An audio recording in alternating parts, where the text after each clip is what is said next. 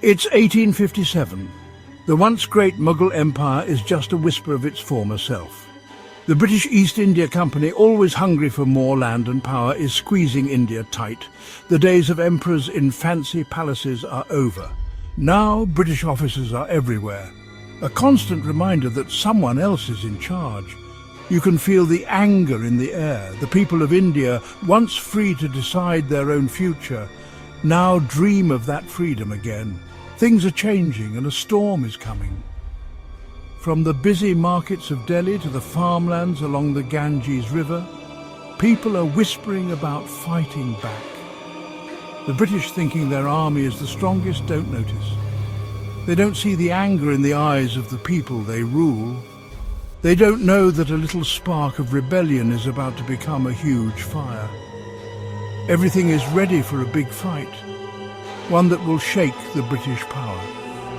A fight started by everyday people, brave men and women who love their country. In the middle of Delhi, in the busy streets of Chandni Chowk, lived Zoya. She was a young woman with a strong spirit and a special talent. She could weave words together like magic.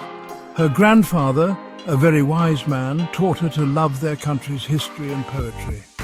Zoya spent her days reading old books and writing poems about love, sadness and missing the good old days. Her safe place was a small room filled with books in their simple home.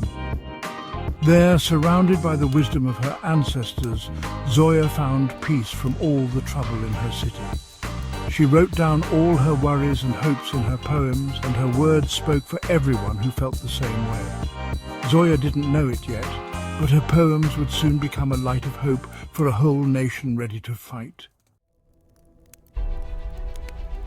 As more and more people got angry at the British, secret meetings started happening in the dark.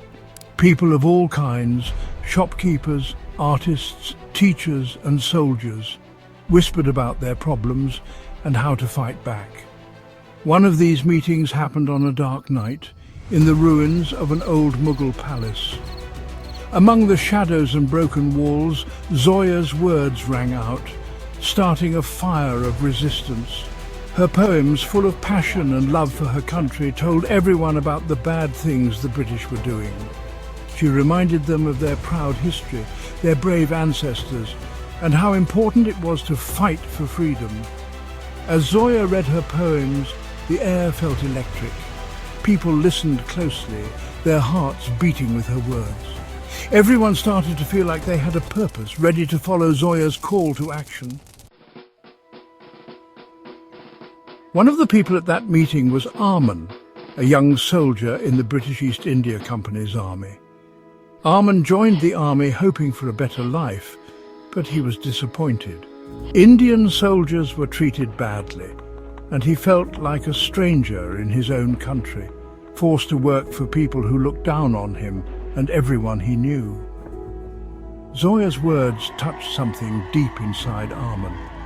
Her poems woke up a love for his country that he had hidden for a long time. He realized that real honor wasn't about serving the British, but about fighting to free his own people. Listening to Zoya, a fire started burning inside him, a fire of anger against being treated unfairly. That night, Arman made a silent promise. He would stand with Zoya and fight for his country's freedom no matter what.